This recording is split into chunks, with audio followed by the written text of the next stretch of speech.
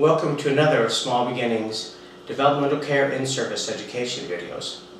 What I want to show you during this video educational period is a product that we call the Day-Night Isosphere, or we also call it the Pocket Pillow Cover.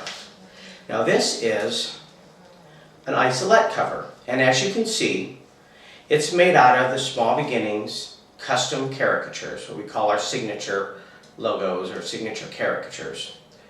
And it's got the beautiful same kind of color scheme that we use on all of our positioning devices, but the inside of it is gray. And this is a universal climate cover, by the way. It goes over all different isolettes. It doesn't matter what the brand name is, and it goes over as a cover. The gray side goes over the top, and the stimulating side is what's on the outside of it. What this does is the quilted material helps to muffle sound within an isolette, because sound is one of those things we need to address in NICU. For many years, when I was in NICU, it was not an unusual thing to just blast whatever radio station you wanted in your NICU with no regard to how it affected the infants. But when NICU developmental care was established and we started learning about what we're doing to these babies from a neurological dendritic growth pattern perspective, we realized that we need to do something different. Then studies came out and said, well, you need to play, like Brahms or Mozart. And then of course they would play it loud, and they would play some of that music is pretty harsh.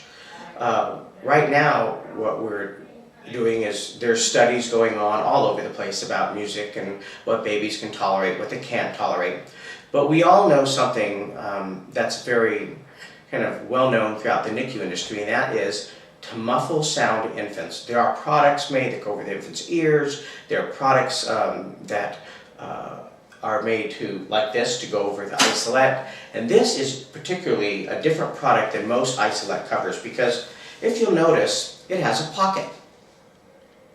Now the reason it has a pocket is what we do with some hospitals is they buy these and they give these to parents. And they ask that we sew, they give us the tags, and we sew the tags right into the seam of this. It's no big deal to take this and just sew the tag into with your hospital's name and information. And then the parents go home with that, because in some countries, like the United States, the hospitals compete for business. In other companies, they're government owned, it doesn't really matter. But it makes kind of a neat little giveaway, and it's also baby's first blanket.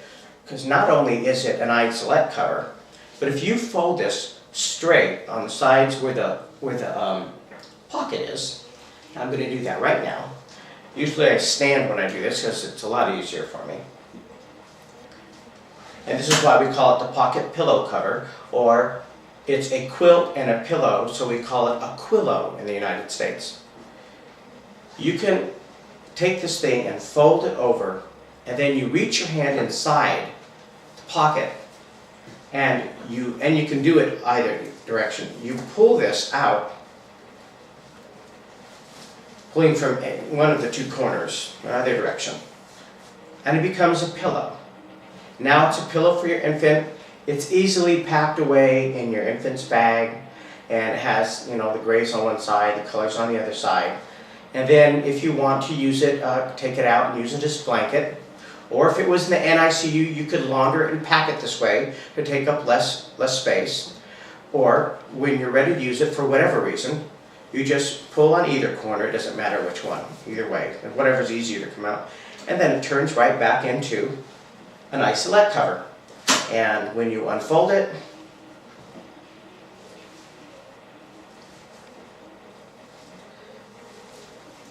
it's ready to go back on the isolette and cover the isolette. Some places will take it and they will hang it so that the pocket hangs down and they put things in it. I don't recommend that unless you have some good weight on top of the isolette to keep this thing from sliding. Otherwise, the pocket isn't really good to stick stuff in there, plus you lose it and you don't know where it's at. It's just a kind of a cute little feature to have for when the baby goes home, and so many hospitals buy these, like I said, and give them to the parents. And so it makes a great little thing for them. As far as an isolette cover, you want the gray non-stimulating. There was a study that came out years ago. They looked at all the different colors you could put on one of these isolate covers. And what they said in the study, and I haven't been able to refine that study because it was 10 years ago. I just can't find it in the journals. But at one point in time, someone came out and it wasn't like really studied in depth, but they said gray, non-stimulating, so when you do put it on the isolate and put the baby to sleep, that the baby is then, doesn't have all these colors that it's looking at. Because some places will actually fold this up during the day, or during the time that they want the baby awake, and then when they want the baby to have quiet time, sleep time, then they fold it on back like so, and it drapes over the isolate. We do know that we don't want our babies to be too stimulated when they're trying to sleep, because they grow when they sleep, their body heals when they sleep, and it makes sense that you'd at least put some kind of color that is not very stimulating. I personally have been in NICUs all over the country, and I've seen that they have volunteers that make these.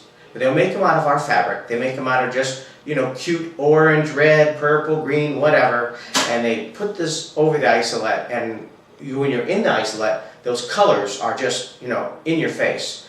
And they're free because they buy the material or it's donated, and then the people sell them for free for the NICUs, and that's great. But it's not always the best thing for the baby just because it doesn't cost any money.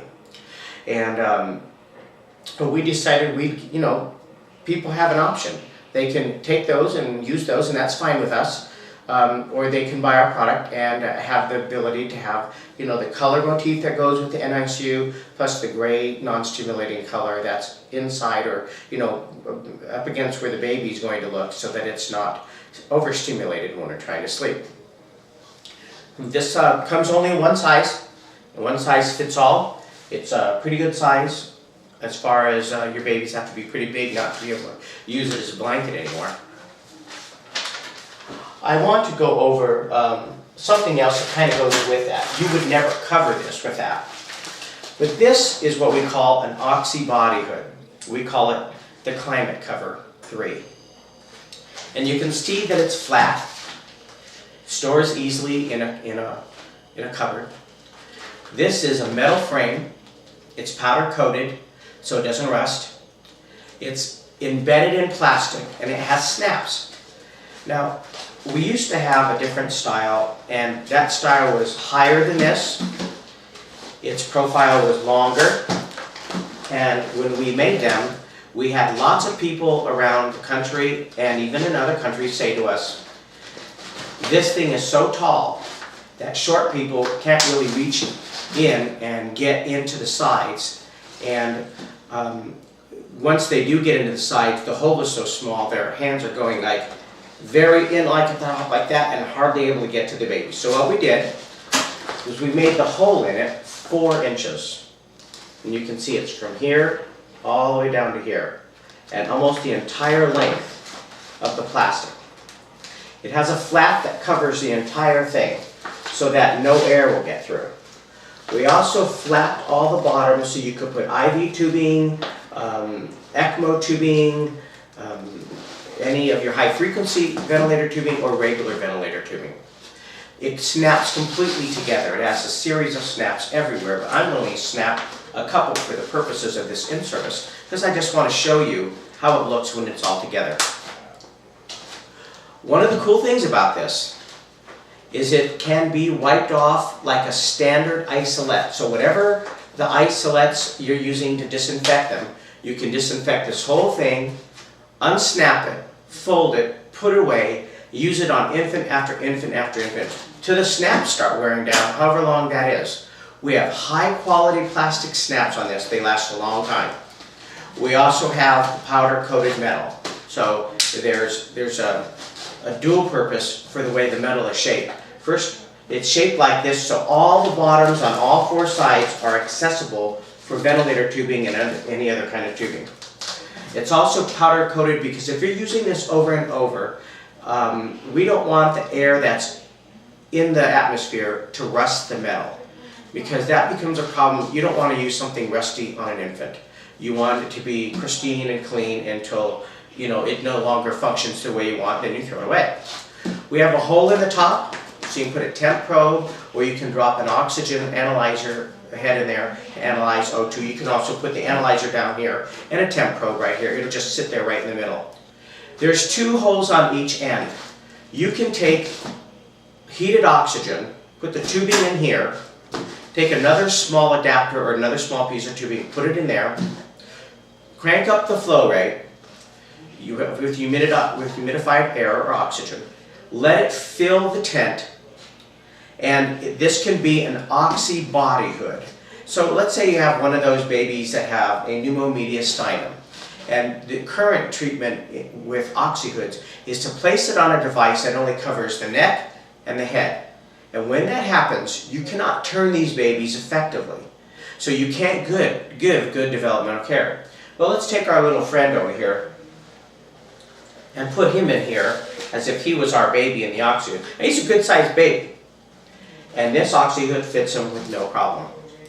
And you can get your hands inside here, and suppose I was standing because the isolet's higher than what this table is. I could turn my baby, manipulate my IV lines, do whatever I want to inside here, pull my hands out. And one of the neat things about this is, if your baby's in an open warmer, that's when you want to use this. Because in an open warmer, if you were to just take tape, go to the heating element above the open warmer and drop some clear tape on both sides of that thing, even in the front, then walk past it. What you'll see is the tape moving in and out and all around.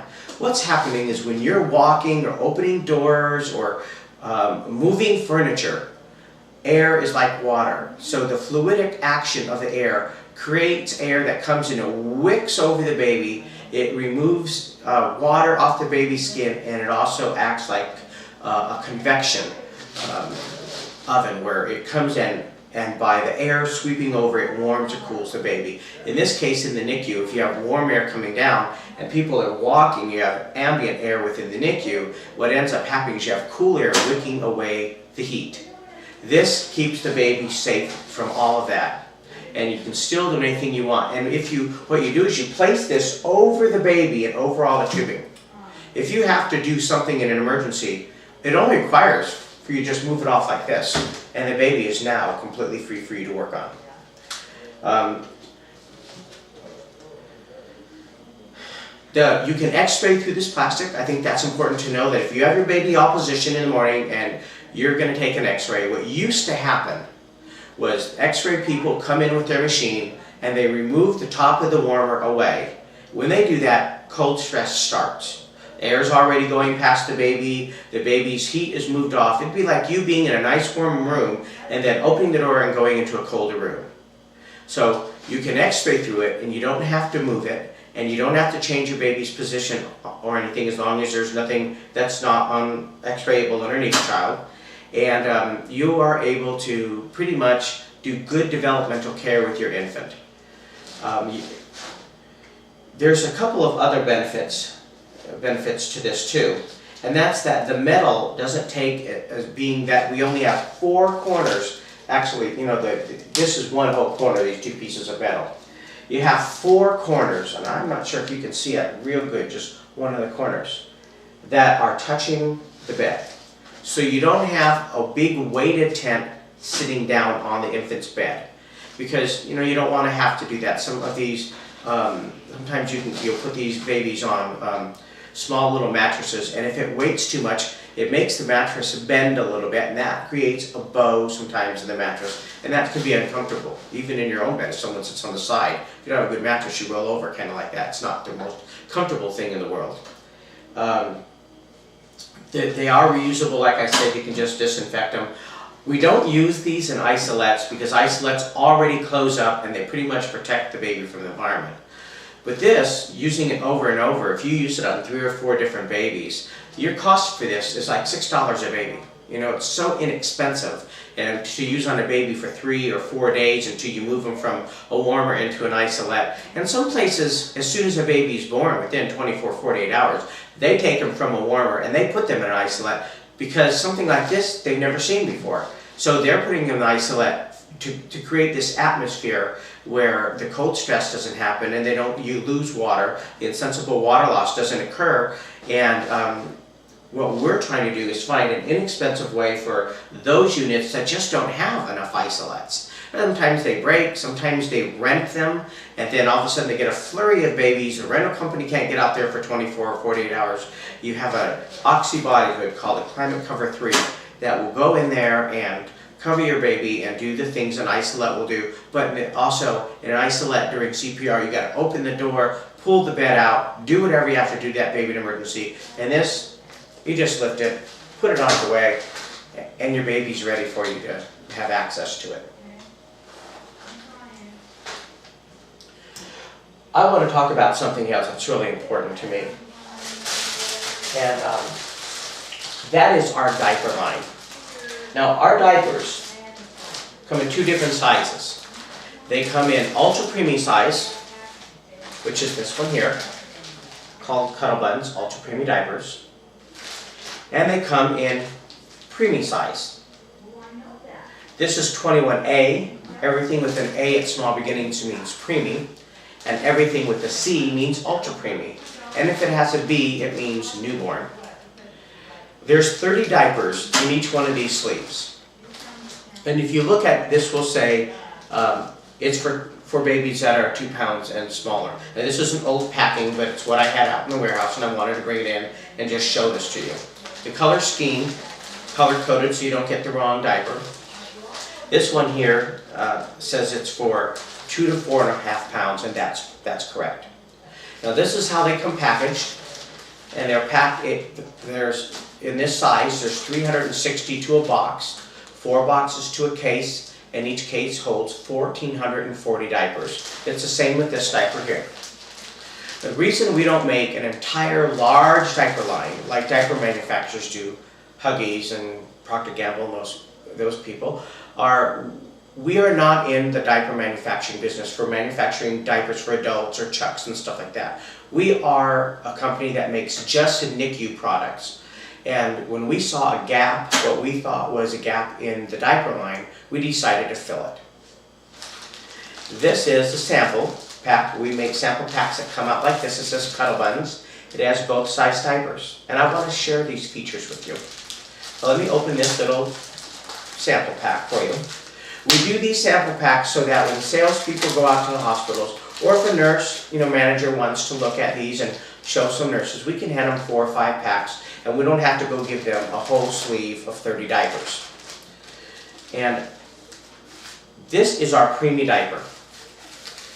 The crotch is just a smidgen lower than 1.5 inches.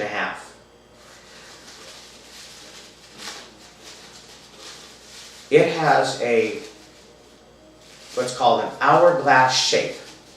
It's round here, and then it comes inside, and it's round on the bottom, and it comes inside, so that the crotch is really small, but the front and the back are large.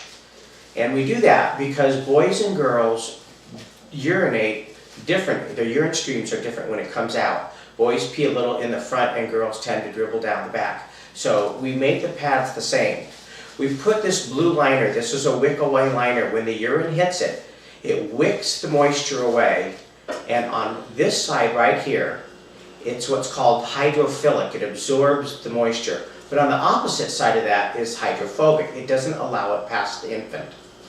This diaper right here will hold somewhere around 65 mLs of urine, and there is no super absorbent polymer in this diaper. We did that because a lot of hospitals will want to check blood glucose, ketones, maybe do a little screening to see if there's any narcotics that come in the urine. This is something in the United States. In other countries, I'm not really sure if they do a lot of screening like that. I imagine it depends on how pervasive a drug problem might be. And unfortunately, in the United States, drugs are pretty much readily available, and some people use that as an outlet for stress. We also have umbilical cutouts on the diaper, so it doesn't interfere, or it doesn't irritate the umbilicus, as the umbilical cord, the umbilicus is still attached to the infant. This material here, this is a non-woven material. It is biodegradable, as is the pulp in the middle. This essentially chlorine-free pulp will biodegrade in the landfill. And this material that is the hook and loop that we use is also made out of kind of a non-woven type of material. Now, to put this on a baby, basically in the front is the rectangular part that the hook and loop goes to. This hook and loop is very low profile. When you pull it and run your finger on it, it doesn't feel rough at all. And it'll be easy on infant skin. You put it right on the front.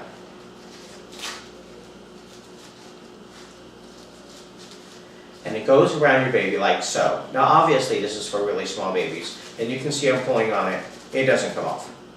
So it also, one of the neat things that we did to this diaper that some of the diapers don't really do an efficient job of, but some of them do, is stretchy material. And the little stretchy material that we have on the inside, you can see how it gathers. It keeps it closed around the crotch so that the urine doesn't leak. So this is a green diaper, totally disposable, will degrade in your landfill, has one of the smallest crotches in the industry for babies this size. And then we have the next size, which is our smaller diaper. Now you'll notice that this diaper is not wrapped in anything, but this diaper is. And that's because when you're looking at babies that are 2 pounds and less, those babies are not going to be on these diapers for a long time. They're going to grow. And when you're in the NICU, if you were to open this pack of diapers and shove them all in a baby's isolette or open warmer, if it was this style, you have to use them all. But if it's this style, you can actually just reach in the pack and grab 10 or 15 and put them in those various babies that have micro preemies. And we did that because we wanted it to be wrapped so it would be sanitary. We wanted you to be able to have, 10 or so per baby, and then as you need them, you use them, because sometimes these babies get transferred out. So you're stuck with an isolette or an open warmer, half a bag of diapers there, which is going to go in the trash because you can't open these diapers like this and share them all over. Here, you can pull a diaper out of this, you can open it, the whole thing, drop the diaper onto the baby's bed, and now you have a completely clean diaper that is not infected or doesn't have any, doesn't need to be disinfected or anything. It doesn't have microbes and bacteria growing on it that it would have had it been in the other baby's bed and then you pulled out of it. We're trying to stop nosocomial infections, and we don't want to see some kind of rampant virulent strain of bacteria going from one baby to another in a NICU. And those babies that are 2 pounds and under, their immune system is so weak, and that we really need to pay attention to that. This has the same design that this has. This is just bigger. It's rounded on top and bottom, but it's only a ½ inch in the middle. Very small. I'm not really sure if you can see how small that is on camera, but if I put my fingers there, I can close my fingers. And this is what you look at is for a 400-gram infant, that your little legs can come together for developmental care. That was the whole purpose of designing these diapers, is when we were looking on diapers to market, they would be a little bit wider than this. In fact, this blue strip, they would be that wide all the way down the diaper. Now, they would also include super absorbent polymer, the gel material that makes a diaper stiff. That means the diaper would swell up like this and swell out just a little bit like that, and that would make the baby's legs stay open a little bit more. Well, we don't want that to happen. Our whole focus is to get those legs to come closer to center. We're not only centering the limbs with positioning devices, but we're using them to center the limbs, and we're using our diapers to center the limbs. Now this will hold up to about 50 cc's of urine if it's completely saturated. That's the same, you can see the rubber it comes right back to itself real good on the side. Same material, totally green, put in a landfill, goes right back into the earth. It has the same kind of blue liner that wicks the urine away and keeps the baby dry. Some hospitals have policies where they change diapers this small in infants at a certain time. Like they'll say, we change diapers every 6 hours, whether they're wet or not. Now, you wouldn't do that on your own child. And we don't believe that that's how this cohort of infants should be treated.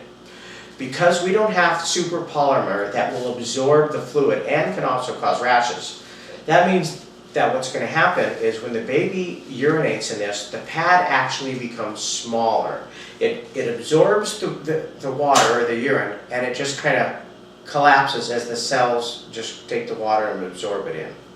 And so it becomes a little bit smaller with use, which is a benefit. However, because we don't put super polymer in it, it allows you to do bed-size testing, and overall I think that's much better for baby skin. You need to change these things every 3 hours.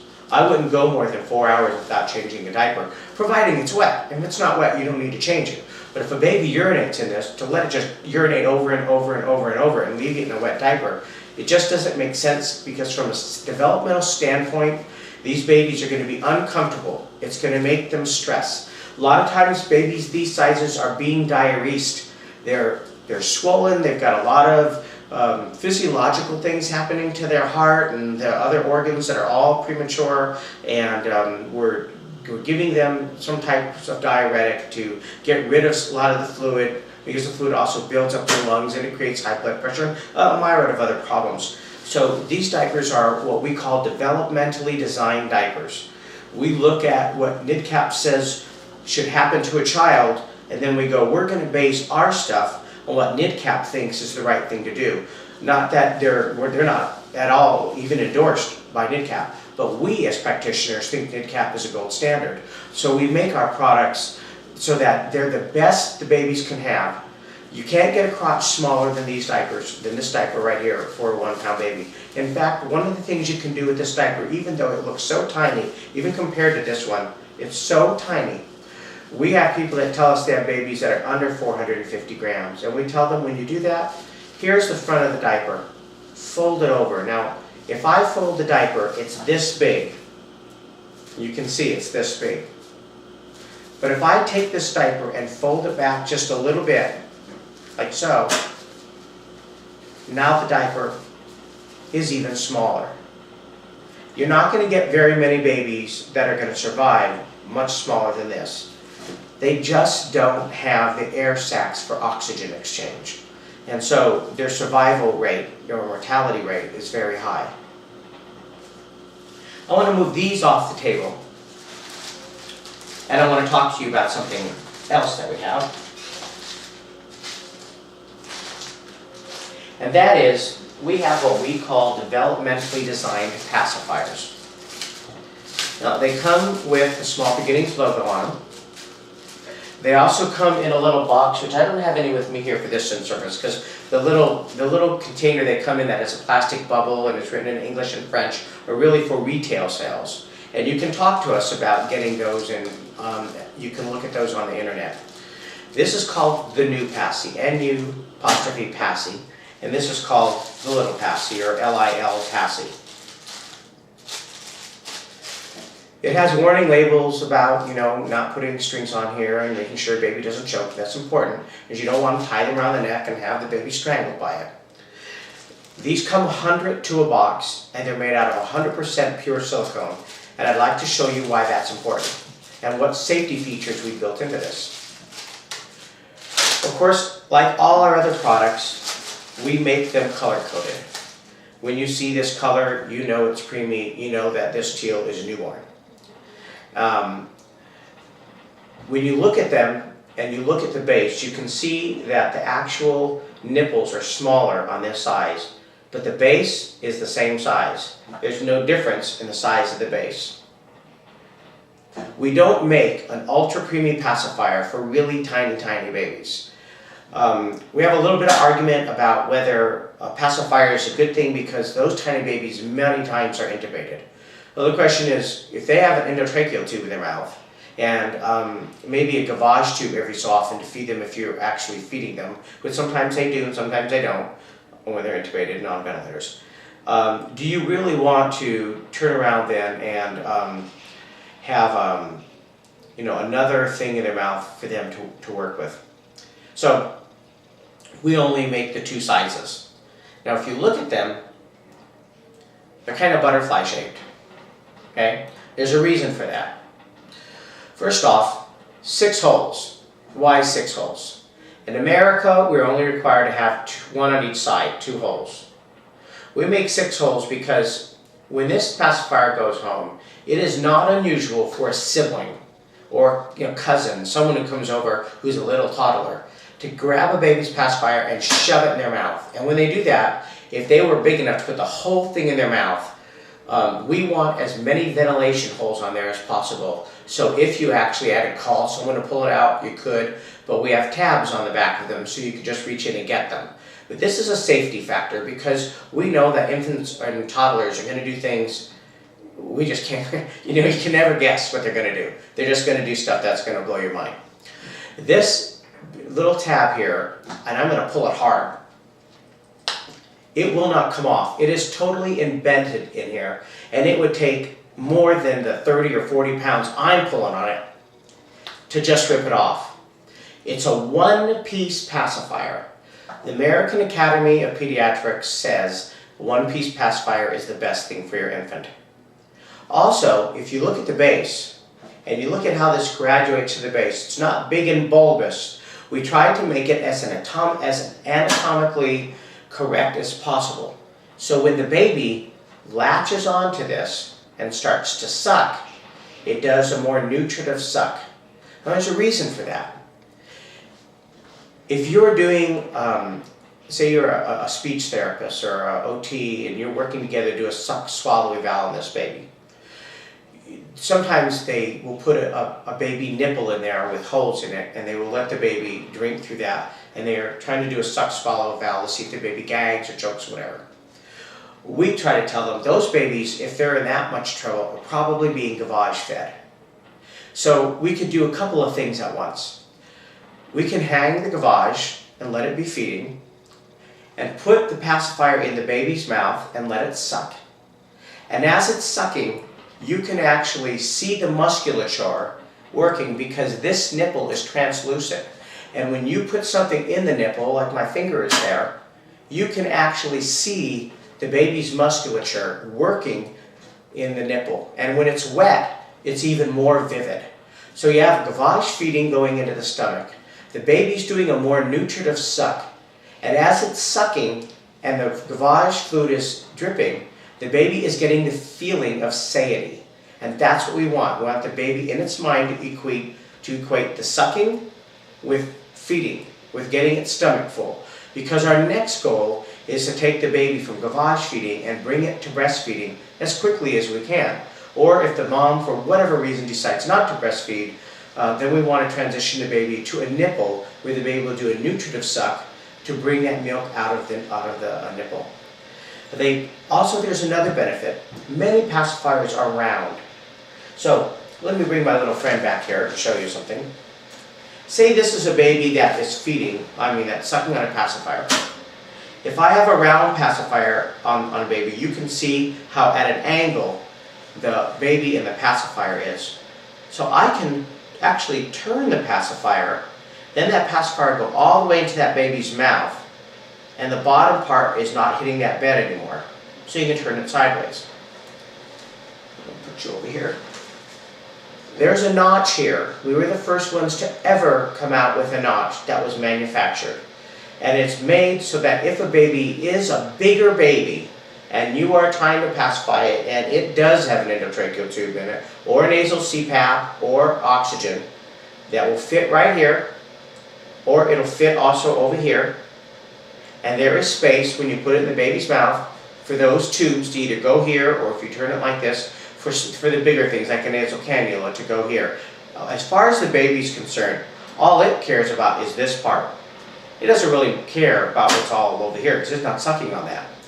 So we've made them with the shape that they're in, and I'm not sure if you can see real good the shape, but I'm going to hold it up like that and see if you can notice the kind of butterfly shape of it, so that the infant can have the ability, or the caregiver can have the ability to turn it. The infant has the ability to use this while it's on oxygen. A lot of times on oxygen, we're priming the gut so we're not feeding a lot, but I think it's important when they're small to start the equation, maybe thinking about feeding and sucking at the same time, because we want to get this baby from a disorganized state to an organized state. And that's just not startle reflex and grimaces and muscle stretching. This is also about teaching the baby that eating or sucking equates food, so this baby will feed better. And that's our belief at Small Beginnings. That's how we look at it. This is the preemie size, and I'm going to again hold it close to the camera so you can see the shape of it. We don't make any other pacifiers other than these two pacifiers. Okay, we're going to move on. I want to talk to you about something new we have called the hanger, since we were talking about gavage feeding. The hanger. Now what this is basically a clip and something to hang the clip on. And we are working, trying to look at different things that we can use to make this a little bit better. Now it's orange colored because it's for gavage feeding. This little clip here has a little sticky on it. You peel the sticky off, put it anywhere you want in the isolette when your baby's feeding.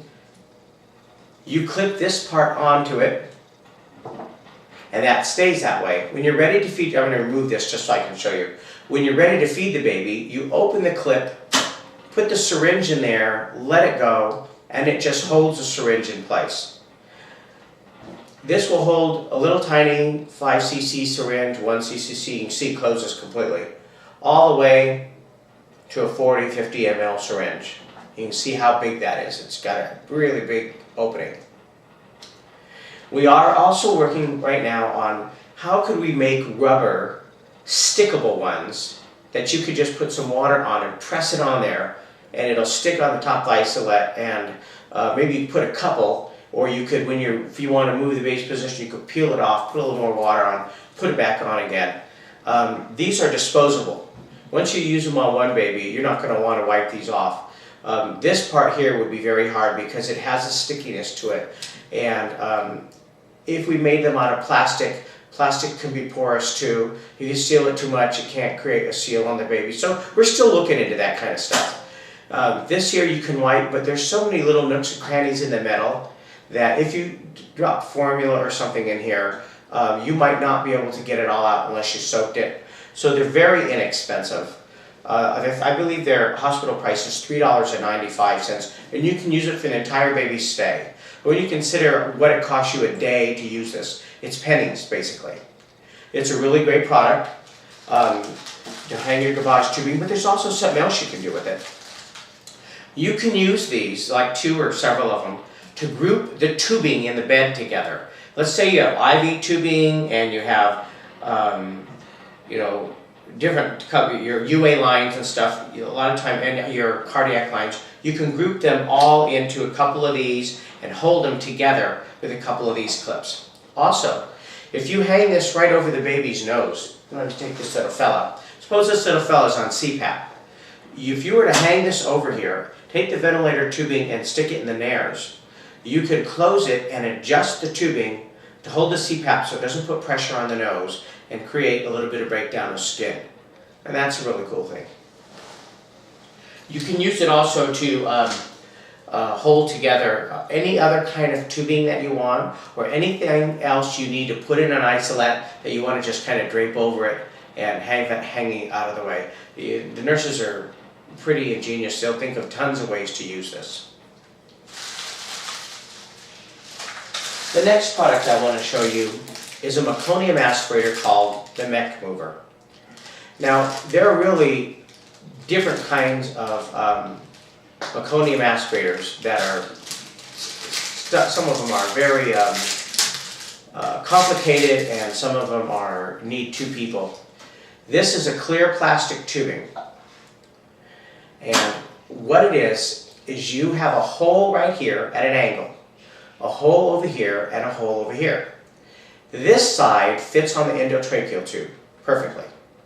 This side is for you to take whatever kind of suction tubing, and it's graduated, so if suction tubing isn't, internationally standardized, you can slip it right on here.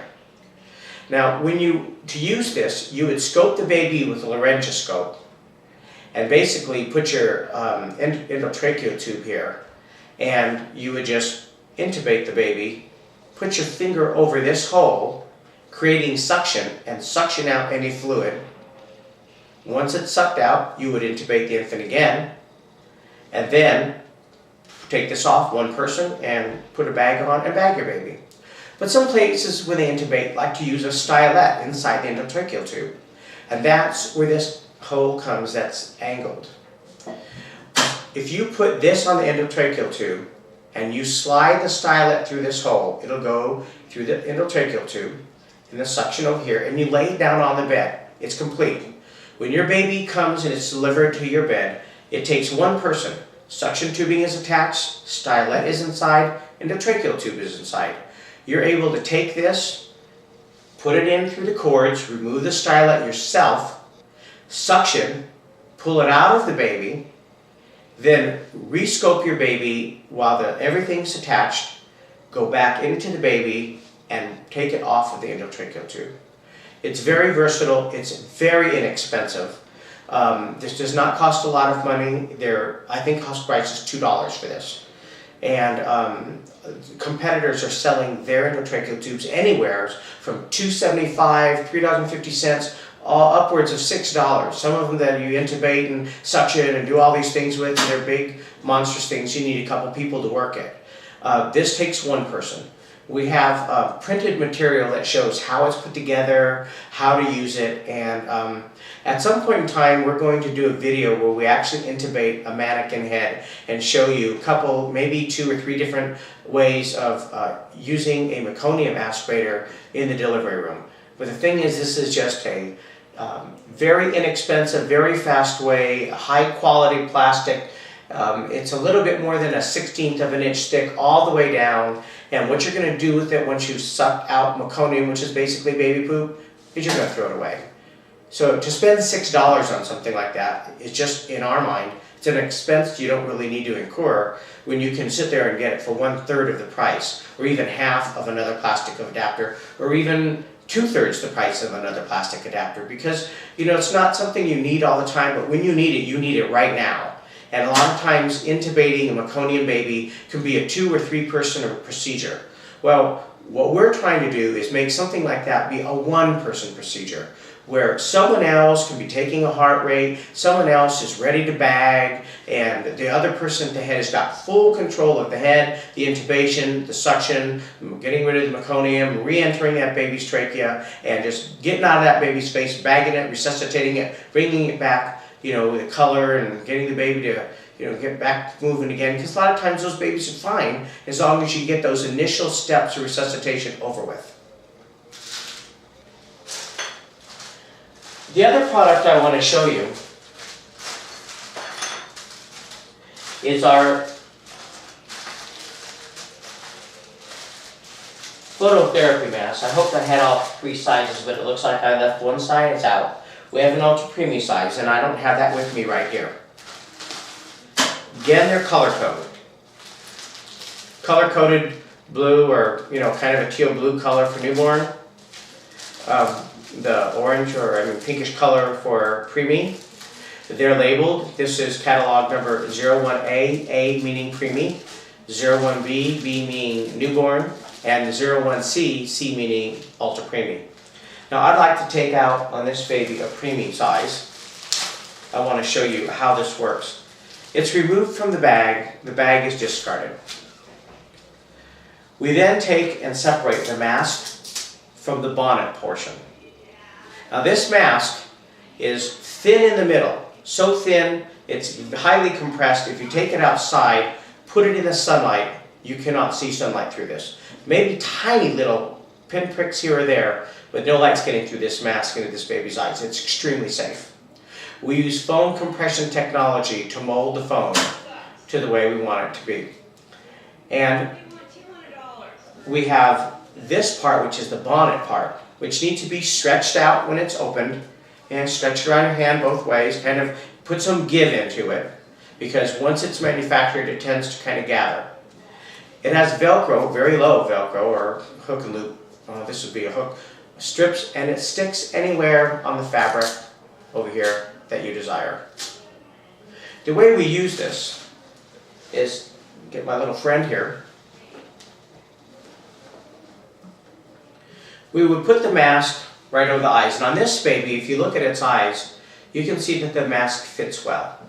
And the whole reason that we indented this center is when this mask is on this baby, we don't put pressure on the ocular space. And the baby can open and flitter its eyebrows or eyelashes a little to get some hydration going from its lacrimal ducts. So we put this on the baby's face. We take one end and we put it on the billy bonnet. We lift the baby, however, sometimes it takes two people, and you strap it in place. Now it's on the baby. But you can see the back, it's just a little strip. So I'm going to show you what we do. What we do is while the baby's laying down, I don't lift him up like this, we fan this out, backwards and forwards. It doesn't matter which direction you go first, it doesn't matter if you go both directions at once. But I'm hoping you'll see on camera that once I do this and fan this out, one of the things that happens to this is the mask becomes a little bit looser on the front, so that it's not quite as tight on the baby. So once you fan this out, and you can see how nicely that's fanned on the scalp, it's not going to go anywhere. The next step is to take off these tabs and just give them a little bit more of a pull so that this stays where it's supposed to stay on the eye. Because if you don't do that, if it gets loose, it can migrate down on the nose. We wouldn't want that to happen. Babies are obligatory nose breathers. We don't want to cover the airways. And we don't want it riding up like that so that the baby's eyes are exposed to the light. We want it to stay there. Now on bigger babies that can actually reach their faces, they have an opportunity to pull any mask off their face that anyone's ever invented in the world. So with a bigger baby, it takes a little bit more care. We write on the package here, to see that this stretch is there, that's got rounded hook, and we say, this product should be applied by a trained professional. Slippage of the mask portion could result in exposure to light or possible nasal obstruction. Continued observation is necessary. That means if you are in a step-down NICU unit where you have a bunch of grower feeders, you need to really have someone who's checking on babies that are on phototherapy and not just walking out of the room and leaving it for 30 minutes while they go on a coffee break or have a smoke. You need to have people that are watching, and that is actually really good developmental care, because you're watching these babies and you're watching their reaction to the environment, and someone is in there charting and just monitoring the monitors, or if they're not on any monitors, or at least watching the babies, seeing if the babies are tugging at their masks or pulling their diapers off, or whatever it is babies do. We need to be able to watch them. Notice how with mask shape the way it is, and this part real thin in the center, light doesn't get in here. Light doesn't get in the center of the mask, and it doesn't creep underneath the nose. And say this baby was a baby that had a scalp IV. Well, you could actually pre-cut this, but I'm just going to tear it for the camera to show you how easy this is. I can actually, which I wouldn't do on a real baby, I wouldn't be doing this, I would be cutting this previously. I could put a hole in here so I can maintain a scalp IV in here. And the mask, the bonnet part, doesn't lose its integrity. You can see that there's a hole there, but the bonnet is still on the baby with no problem. And you can make several slits if you had to. Say you have a baby with a really edematous head. You could take scissors and just make a slit here, and here, and here, and I'll do that for you on camera. So you can see that no matter what I do to this netting, and I'll make more slits, just so you can see, because some places will call us and say we have a baby with a really edematous head, how far can we push this the mask, meaning the netting that's around the baby. And I'll rip that up, and you can see that there's several holes in it. And here's our baby, waving at you, hello. From the side point, you can see that it's still on the baby. From this side over here, it's still on the baby. The mask is still on the eyes, and there are 3 big slits in that mask that you can see. That's how versatile this mask is. The mask and the bonnet together is what we call a mask. It's very versatile. You can loosen it, you can tighten it, you can bring this more forward on the baby's head if you need to. I'm bringing it forward like so, and some people will take a baby and they go, well, we want it to be just a little bit back like this. What we want is the bonnet out of it. If you want to bring it a little bit more forward for the baby, that's fine. But just remember, when you push the mask forward like so, or the bonnet, you loosen the mask. So when you do that, always remember to readjust the size. It doesn't matter if you even go over the orbital areas, or the areas that go over the eyes. That's fine, as long as the mask stays on. And again, you can see that there's no air here, there's no air here, there's no light can penetrate through the mask, and you can do whatever you want to this thing and it'll still maintain its integrity on the head. That is very important. If you take masks that are on the market now, anyone's mask, I don't care who makes it, start slitting them, they lose their effectiveness. And there's another benefit to making it out of this material. This material is very thin. When phototherapy light is on a baby, with this part of it being one of the largest parts of its body, it goes through, it gets absorbed through the material, and the phototherapy occurs on the head. On some of these other, where you have thick strings of material that go around the baby like that, wherever that is, light does not penetrate. If you have a mask that goes all around your baby, you're covering a lot of it, they'll say, oh, light penetrates our product. Well, see this? That's all skin that you see through here. There's no question that light goes through there. And if you look at some of the larger companies that do comparisons, you will never ever see them compare Small Beginnings products, or including our phototherapy. It isn't compared to other people's phototherapy masks. You will see lots of other manufacturers about how much light they do or don't keep out, but you don't see our mask being compared. That's because our mask is one of the highest quality phototherapy masks in the world. It's used all over the world, and you can see why. It's very versatile, it's very nurse friendly.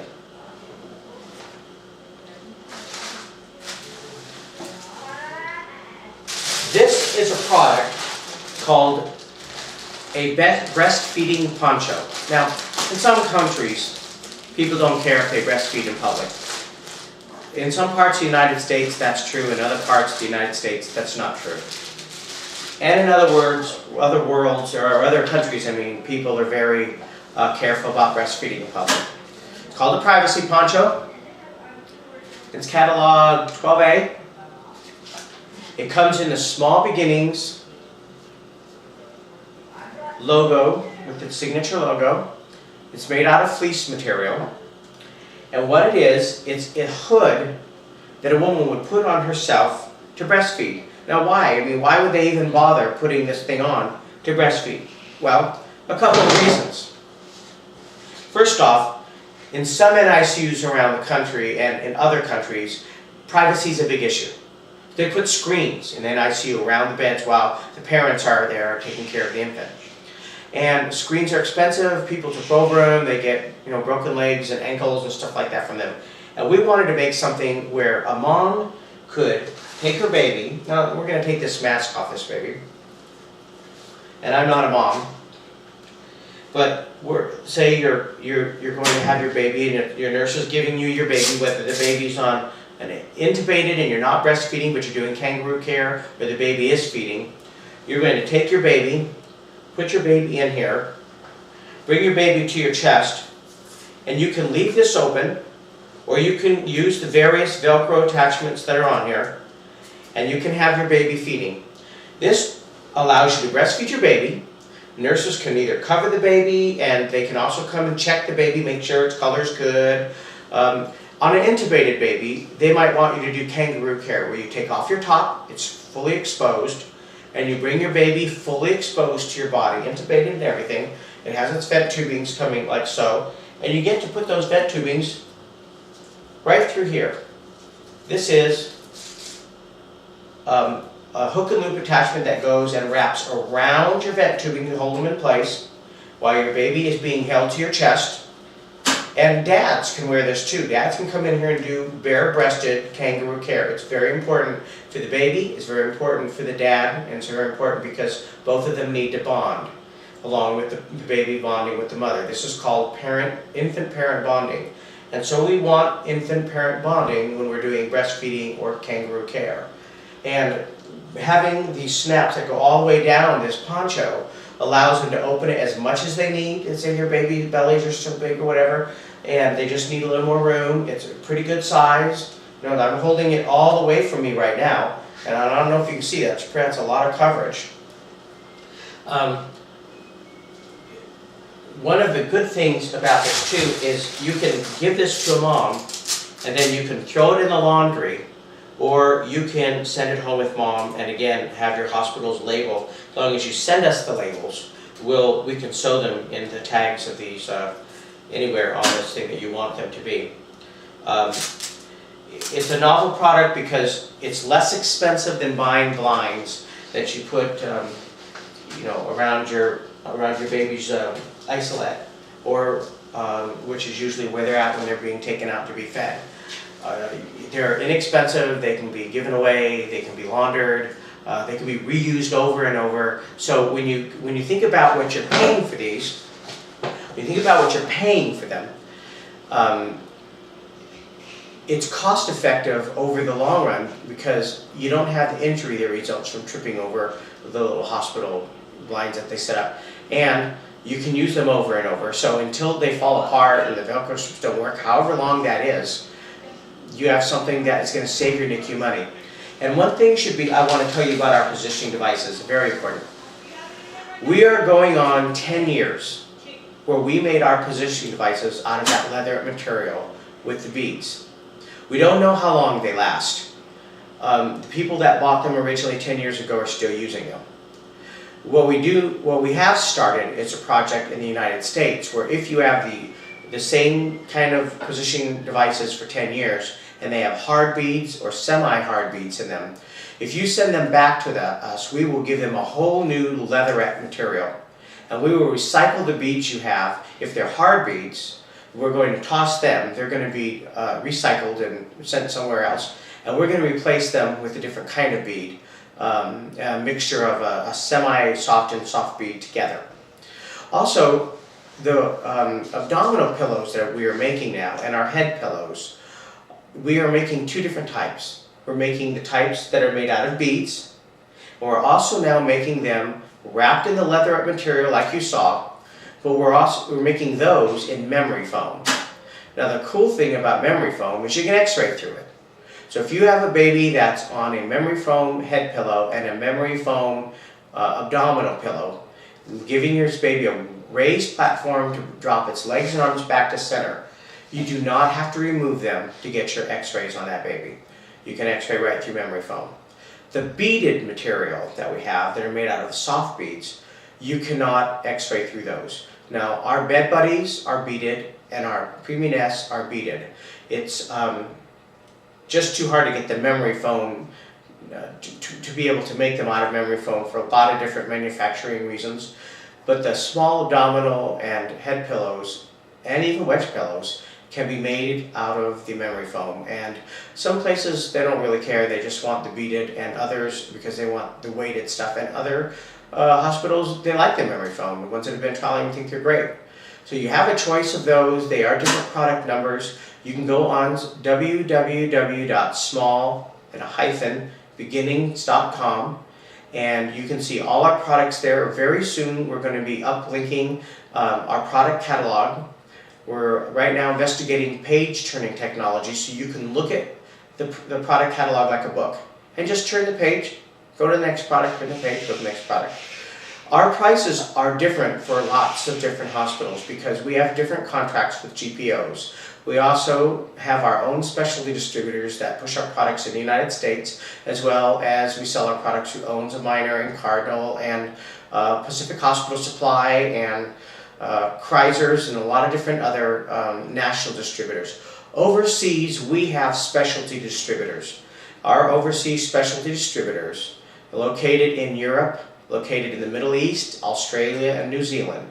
If you want their numbers, their addresses, contact people, email us from our Contact Us page on Small Beginnings, www.small-beginnings.com, and we will put you in touch with someone. If you are a distributor and you're viewing this on YouTube and you decide, I want to distribute NICU products because I already distribute some, but I don't have a developmental line, you can find us on the internet and get a hold of us. We're looking for distributors in all parts of the world. Just give us a call or email us. Our email is or email us. Our email is displayed at www.small-beginnings.com. Thank you very much. Hope you enjoy this Small Beginnings in service. Bye-bye.